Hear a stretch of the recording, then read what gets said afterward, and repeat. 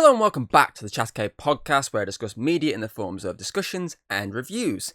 I'm your host, Dragon King Thomas Hughes, and today I'm going to be discussing and reviewing my latest completed Assassin's Creed series, which is of course Assassin's Creed Rogue, which was released in 2014 and served as the final installment of the Assassin's Creed saga on the Xbox 360 and PS3.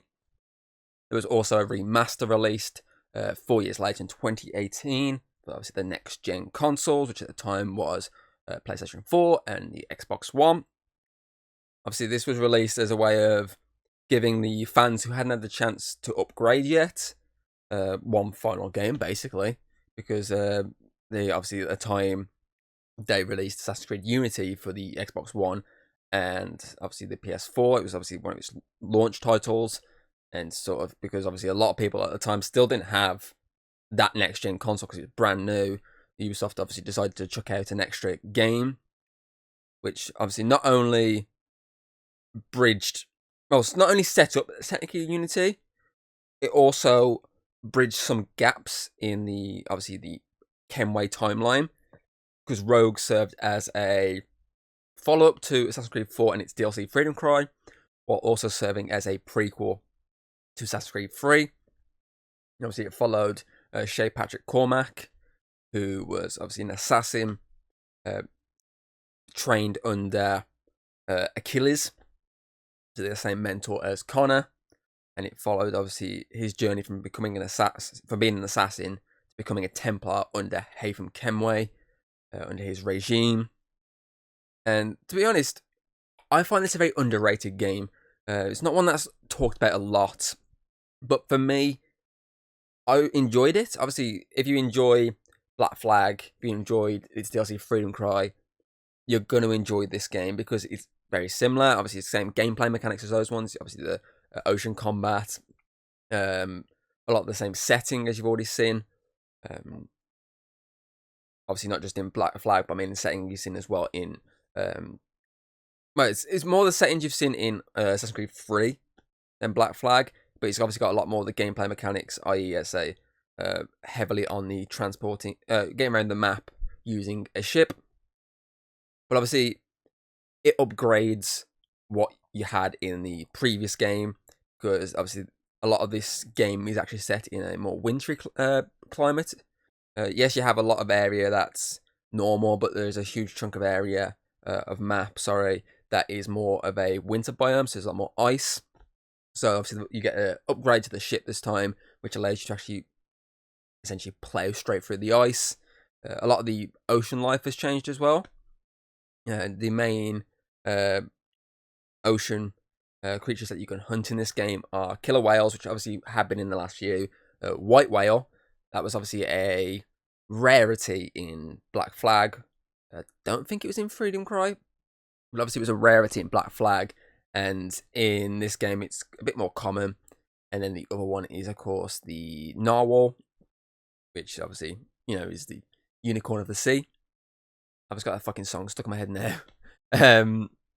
But yeah, so obviously it adds and tweaks a few things from the actual Black Flag game, while, as I say, introducing a new character that is a lot different to who you've played as so far, because, as I say, you're starting as an assassin, but then you're seeing the assassins in the wrong light, which then sends you on the path to being a Templar. And I think that's kind of interesting, because it obviously adds the moral dilemma of who's in the right and who's in the wrong. Is it the Templars? Is it the assassins? Obviously, every game points out the Templars are the issue, the assassins are the heroes. This kind of points to the idea of, what if the Templars are actually kind of the heroes? What they're doing is the correct path. It's what the assassins are doing that's causing chaos. And I find that kind of an interesting synopsis. And I'm very happy this game was made. As I say, it kind of wraps up the America saga, the obviously Kenway essentially saga, up in a nice red bow, which is pretty cool, because I said they could have actually ignored this game. They could have just gone from Black Flag to Unity and just ignored obviously the old gen. But I would say I'm happy Ubisoft decided not to. I think that's pretty cool of them to have done this, because it says this little extra story that Yes, it's not as long as Black Flag, and it's not as long as a lot of the mainstream titles, because obviously being a smaller game, it's more in line with, say, like Liberation, maybe a bit longer than Liberation, but it's more in line with that game than the main timeline, which I say I'm fine with. It's a fun little small game, which if you enjoyed Black Flag, you're going into this with the exact same level of a game, basically. So I think that's pretty cool. Plus, obviously, revisiting America for one last time, revisiting these areas that you've seen in the past, but obviously you didn't get to see really in Black Flag, because Black Flag obviously stuck more to like the Bahamas and all the islands essentially. So it's cool going back to what we saw in Assassin's Creed 3, while also having the same sort of idea as Black Flag, with a lot of these more out of the way, like civilizations essentially, which is pretty cool. Obviously, you still got the same sort of gameplay mechanic in terms of crafting upgrades. It's not as in depth as Black Flag, so there's not like multiple levels of upgrades. It's more like singular upgrades, pretty much, or maybe like 2 at max, which is fine. It's a smaller game; it doesn't need this massive upgrade system like Black Flag did, but it keeps the same idea of you hunt like certain animals around the maps, and then you craft what you've hunted to make an extra pistol holster, better health, the run-of-the-mill stuff. But the interesting thing with this game, you can get away with doing bare minimum on that. I mean, I ran through it without really upgrading too much. I mean, I think I may have crafted one thing for Shay, and that was it. Whereas obviously on my boat, on my ship, sorry, I did craft like a couple of extra things. I do recommend though, upgrading your ship a little bit more, specifically the mortars in your hull, because there's a mission in the final chapter where is the final chapter? Or is it last? Yeah, final chapter, where obviously you're hunting one of the assassins. Obviously, that's the plot of this game: is you're hunting your former allies, which does include Adewale. Sadly, obviously you have to assassinate him. So obviously one of the missions when you're hunting down one of the assassins you meet at the start, you obviously run into like essentially like a little armada of ships. 2 of them are like high level, like level 29, and the rest are little tiny ships that you can just like use the puckle gun, because this one introduces the puckle gun, which essentially is that little gun you have on the side of the ship that obviously in Black Flag I used to use a lot to board, because obviously you can shoot across to hit enemies. Yeah, you still have that in this game, but you have a much better puckle gun, which obviously you can use to actually shoot at the ships and weaken them. And these little ships you can just wipe out with that. But you kind of need your mortar, being a lot of mortars basically to take out these ships, unless you're strategic like I was on the like 6th or 7th time, which is you hit in the middle of both ships and you kind of just deal damage both ways. I mean, it took me ages. I got so frustrated with that, but I was like, I could either stop here, fuck off, and go around and just collect obviously what I need to upgrade, which is obviously destroying other ships and looting and whatnot, or I can just bust my ass to try and get this done. And a lot of times I'm in this position where when I keep getting killed, I just keep going for it. I did it in Horizon Zero Dawn, the final mission. I was so under level, but after multiple attempts of just winging it and going different strategic routes, I completed it. And I say really quite below level, and I did the same with this. Obviously, ship battle. Obviously, I did enough damage with the 5 mortar shots to weaken both. That, a couple of cannon fires and a couple of puckle shots, and it was down. And even then, obviously, once you've done that, you get another big ship that you have to deal with. But again, thankfully with that one, that wasn't too bad. I literally went into that thinking, fuck, I'm going to get killed there. I got no mortars or anything. But the ship always goes for you. So just make sure you got fire behind you so you can keep dropping fire and burning it. And it just does enough damage because it kind of sits in the fire for a bit. But as I say, you can do you don't have to do a lot of upgrades. You can just do bare minimum. It's just that one mission I do recommend trying to get the upgrades done. There's not much side content in this. Obviously, there's just like Black Flag. There's some stuff you can collect, i.e., like keys is the word I'm after. I don't know why I forgot the word keys. Like essentially a key. Multiple of them obviously to open secret armor, which, as I say, most games have this secret armor you can unlock by just finding certain keys or certain artifacts to open a door. This has that. I say it's got the hunting side missions. It's got the bare minimum that was in Black Flag, but obviously this is just a much shorter story because it's 6 sequences with a few missions per sequence. Obviously, on top of that, you have these intertwined glitches essentially, which obviously take Shay to France, and that obviously that whole storyline. There's 2 occasions you go there, and the finale, so 3 occasions, and all that there is mainly to set up Unity in a sense, not fully set up, but at least acknowledge. Well, we've got this other game out called Unity with this character called Arno. Here's Arno as a child. This is like his origin story to why down the line he'll become an assassin. So I do like that, the fact that they utilize this as a way of reminding people, don't forget we still have this other game, yet it didn't launch that great, but it kind of got fixed enough that it's playable. I mean, I never really experienced issues with it. I was kind of fine with it because I picked it up.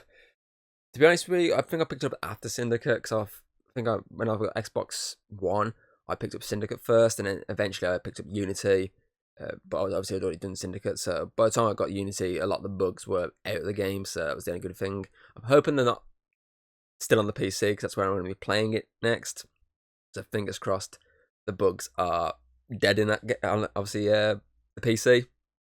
But still, obviously, it's a more pint-sized version of Black Flag. It's bigger than Freedom Cry, because obviously Freedom Cry was just a very small portion of like the lower part of the map, in a sense.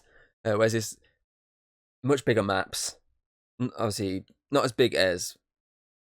But fair, I think if you combine the couple of maps you get, maybe they're the same size altogether as just the one map, obviously on Black Flag. But obviously Black Flag, you did have a couple of other locations you go to, so maybe to an extent.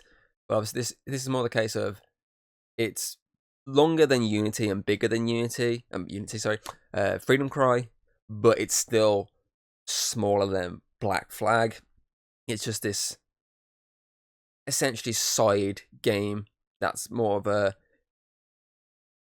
setup and a wrap up of a story, similar to Mirage, really, which obviously was a prequel to Valhalla, while also just kind of being like this small game while they're crafting a much bigger game in the form of Shadows. So it's kind of similar in the sense to that, where you're following someone who essentially is the antagonist, not the protagonist. Like, yes, you are the protagonist, but it's someone who's more of the villain than the hero. Obviously, at the time of them, and this obviously in these moments, they're seeing themselves as a hero, not the villain. But in reality, they're either the villain now or down the line going to be the villain. But yeah, I still think it's a pretty decent small finale for this saga, because obviously with the Ezio/Altair saga, you got 4 games before that was over. This is the exact same. We had 4 games to end this American saga, which obviously started with Assassin's Creed 3 and ended with Rogue. But of course, the timeline-wise, unlike the Altair and Ezio one, which obviously was a pretty much straight timeline, this one, of course, started with the end of the timeline. Obviously, then went back to the beginning of the timeline. Obviously, if you count Liberation was set after 3. Or was it set during 3? Can't remember off the top of my head. And then Rogue, of course, bridging the gap while also setting itself afterwards with a few moments. It's just, obviously, the Kenway Saga was released kind of all over the place, but it's still, for me, one of the more unique of the sagas, because obviously the Ezio and Altair one, it was 2 assassins across 4 games, whereas this one, it's 4 assassins across 4 games. If you count the DLC as a standalone game as well, it's 5 assassins across 5 different games, but the stories still intertwine perfectly. So I think that's kind of cool that they did that, before obviously them going with more singular assassin stories and being more of a focus on the outer animus again, because as I say, Assassin's Creed 1 up until obviously Assassin's Creed 3 was that whole Desmond story arc. 4 then it went and gave you a random protagonist you don't even see a face, don't even have a voice. You just work for Abstergo, testing the game. Obviously Rogue had you as someone who basically fixes computers. You're a technician and you're trying to fix this hack that's essentially happened, and you're in the process testing out Shay's story. And then obviously afterwards essentially they stick with. You could always argue from Assassin's Creed 4 up until Syndicate, it's the Abstergo arc with the obviously Out of Animus stuff, which is this continuous story where you're playing as a different person in each game, testing a game for Abstergo, while obviously reliving the history of an assassin, or in this case a Templar. And of course then obviously when they switched to Origins, Odyssey, Valhalla, you're more focused on another protagonist similar to Desmond, before obviously Mirage was more just Basim. And then Shadows. Well, Shadows at the moment, I'm not really an outside protagonist. I mean, the closest you got was like some sort of hologram person. It was just, I'm not too sure if that's going to have a full outside story or not. I don't think they require too much of an outside story, because I feel like they got the outside story done with the Desmond stuff. The other ones are just more of, it's hack and slash the same, especially with Black Flag and, well, this one, obviously, Rogue. You're doing the exact same thing. When you get out, you're hacking into computers. You're hacking into the system and you're finding audio clips, you're finding video clips, you're finding information out. It's all basically the exact same. Every now and again, you go to a server, you deal with the server situation, you got someone in your earpiece. So it's pretty much the exact same. The story isn't massive. It's okay in the Outer Animus. It's like this when it's an okay Outer Animus story.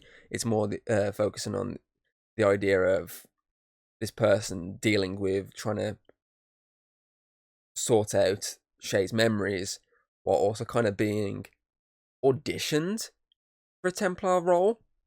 That's the whole part of his story, is they're like testing him to become, or her, depends on who you are, because they just give you like a stupid name. It's not even an actual name, it's just they call you they basically slag you off. And that's the whole point, is they're kind of like testing see how good you are. If you're good enough, they're going to offer you a place in their order, the Templar Order.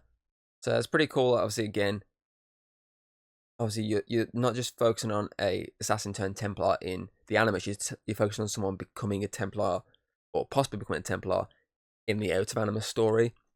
Whereas normally you're focusing on someone who's an assassin, or someone who just doesn't have an allegiance at all. I think that's pretty cool.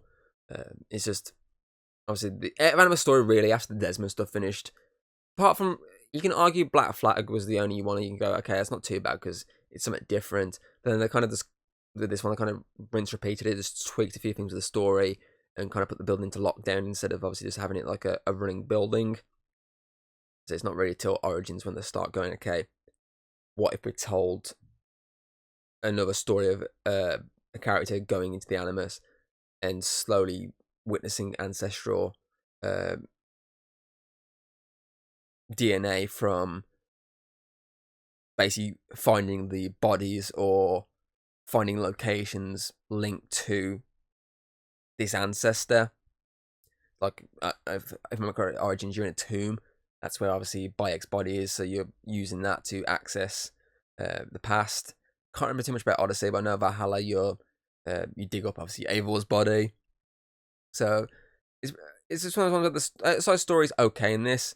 It's more of the inanimate story that's the best part of this game. The downfall of Shay, essentially, or you could say the rise of Shay from assassin to Templar. That to me is just quite a unique tale for the Assassin's Creed universe. Because as I say, we're always focusing on an assassin dealing with the battle between the Creed, between the Brotherhood and the Templar Order. So I do like that we're switching up a bit. kind of, it gives you that little break, especially then if you jump back into Unity, which goes back to the fight against the Templars. This here is just like a little breath of fresh air, really. An underrated breath of fresh air, I might add. Don't think what else I can really say about this game. So I've not played the remaster, because both times I've brought this game, it's been the original copy of it. So I brought the original one. Well, I had the original one brought for me for Christmas back on the 360 when it came out.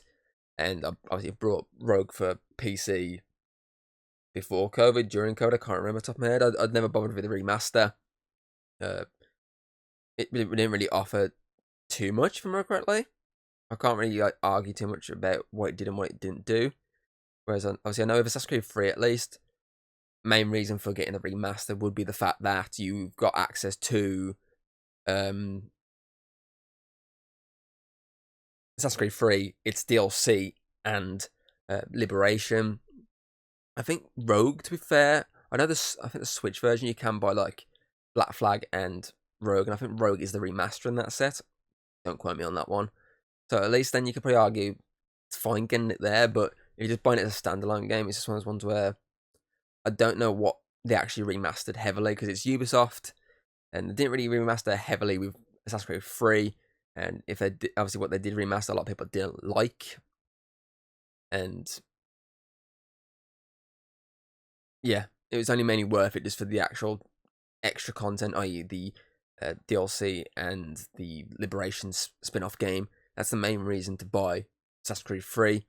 And if I remember correctly, if I'm being honest here, I never brought it once.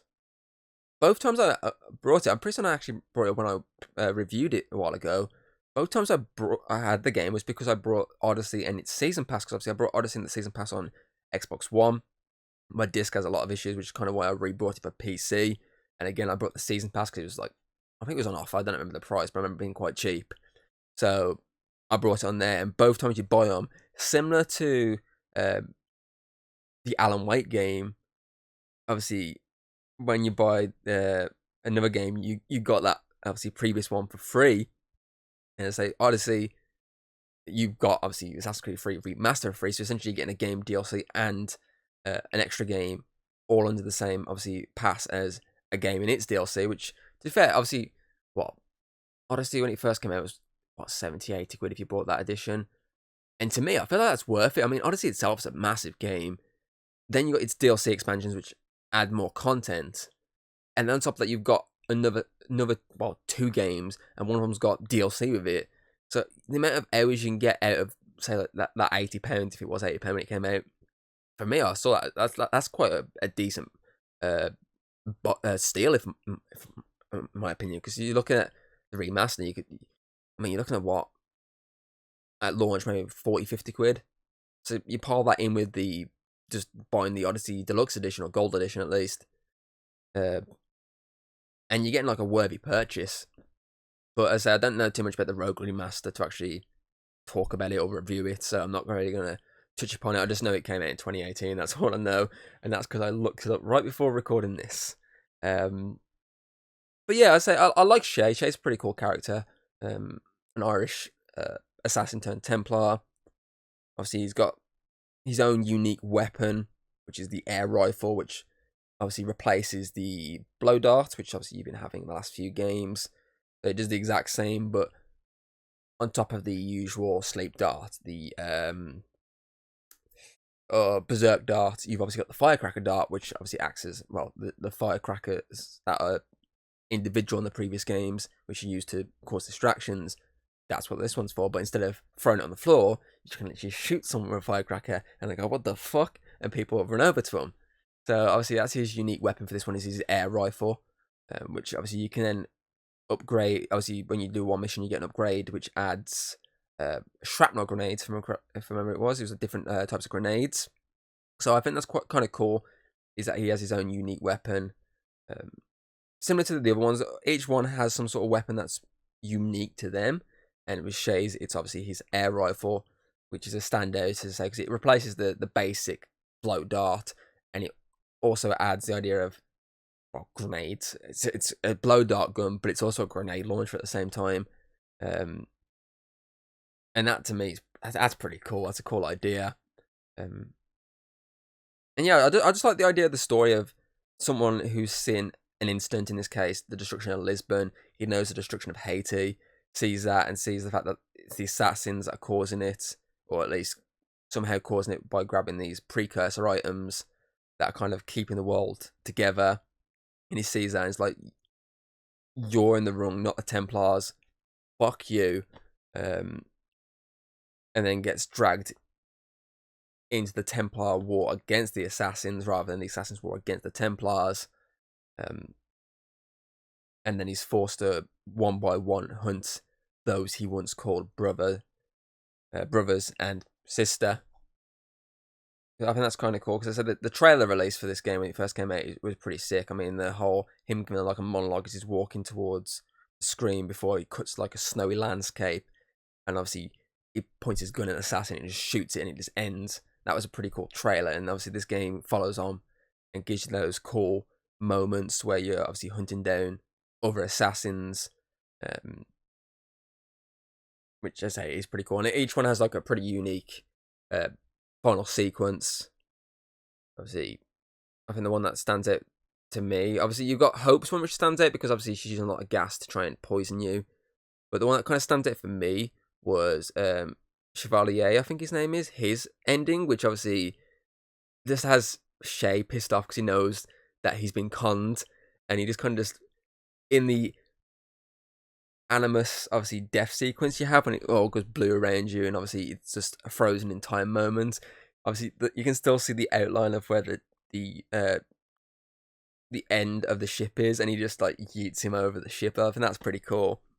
And then the final sequence as well is a pretty interesting sequence. I think the only thing I don't like is the last assassin's death. It's kind of a bit anticlimactic following this like massive chase sequence with destruction everywhere.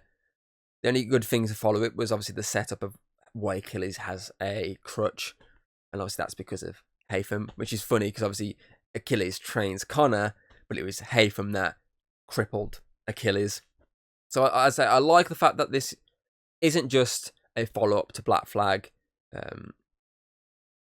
It's also a prequel to Assassin's Creed 3 before wrapping up its story and acting as a bridge to Unity. I think that's kind of cool. Like, it's heavily connected to these multiple different games rather than just being a follow-up to this one or one set before this one. Like it's like kind of linked to like 3 different games, and obviously technically speaking in that case, and it links to this DLC and this smaller game. I think that's pretty cool and a pretty interesting idea from Ubisoft, and I kind of would like that again. I think I said this before. I don't know if I said it on the actual recording, but I kind of said this with Mirage, where I don't mind having these little standalone games, these much more smaller games at least, while we wait for a much more bigger game. Because we all know that Assassin's Creed, they're enjoying this open world type game at the moment. This massive open world, game. So I don't mind when they scale it back to a much more smaller map. They scale it back to a much more grounded-ish protagonist. So I really enjoyed what they did with Mirage when they did that, especially considering off the back of Origins, Odyssey, and Valhalla. Going to a much more smaller game like Mirage was definitely a breath of fresh air because it was a throwback to obviously the olden days of Assassin's Creed before then we go into Shadows, which is a bit more bigger again. Though I don't think it's as big as Valhalla and Odyssey. It's maybe more in line with Origins. But still, Mirage is that breath of fresh air, that little breather around these bigger games. And kind of Rogue is very similar to that. Obviously, you got Black Flag and Unity around it. These much more larger games, a much more longer story, and a bit more content in them. So Rogue being this much more compact, much more smaller story, but still being heavily connected to these other games. That for me really works because, as I say, Mirage was the prequel to Valhalla. Obviously, setting up Basim's character, aka Loki. Obviously, that was pretty cool because it obviously added more to his character then we didn't even know before. So we got to learn his past, which I say we now got to see in Valhalla. Whereas as Rogue, yes, it's a brand new protagonist, but we're learning more about Haytham here. We get to see more of him. We get to learn more about Achilles, which we didn't get to learn too much of. We got to learn more like his obviously his end of the back end of his life sort of situation. Obviously him explaining some stuff, but we get a bit more detail of it here, and how obviously he ran the Brotherhood back then. Obviously the Brotherhood of North America, the colonial Brotherhood. So at least we get, I like that we get more of that story. We're getting more of a Haytham story. So I would like Ubisoft in the future to have more games like this, in between these big games, because I've heard like they're on about doing so many fucking games. I want so many out over the course of so many years, and as I say, I like in between. Like I like a couple of years of content at least out of their bigger games. Because Valhalla, we had a couple of years of content and everything. I fucking love that they did that with that. But I'd like them to do that more. And then while they're developing and making sure this next big one's working, I don't mind like a year break where we're getting this much more smaller game. So that's just something I'd really enjoy happening, rather than just keep constantly giving us these massive games. I think the smaller ones are just a breath of fresh air, and they work, and they can easily use them as throwbacks to other games using similar mechanics to what we've seen there, or revisiting time periods and giving us more story connected to what we've always seen. That's just an idea, Ubisoft. I'm just throwing it out there, but still, I think Rogue is a very unique game that isn't talked about a lot, and to me, it's very underrated. Yeah, it's not as great as Black Flag, but I'd put it in this, after replaying it, I'd put it in the same sentence as like Assassin's Creed 3 and Assassin's Creed 3 Revelations and the first Assassin's Creed. I put it in the same sort of sentence. That I wouldn't put it in the same sort of sentence as Black Flag 2 or Brotherhood, and I'd say obviously I wouldn't put it in the same sentence as Liberation and Freedom Cry. I'd put it in between all of them with, as I said, these other two games. So with that, I'm going to give Assassin's Creed Rogue an 8 out of 10. It's fun, it's interesting, and it's a unique idea of following obviously the opposite side of the coin, the opposite side of the war even. So yeah, obviously if you've played Assassin's Creed Rogue, put your thoughts in the comments below. If you played the remaster, what's different about it? Let me know in the comments as well. But what's different there? Obviously, if you're interested in watching my playthrough, I will link it in the description below. To that, I'll link the entirety of the Kenway Saga playlist in the description below, because obviously I've done them. So you can check any of my Assassin's Creed videos out. I've done from 1 up until Rogue so far. I've even got that Mirage live stream I did, and like 1 or 2 videos on Valhalla.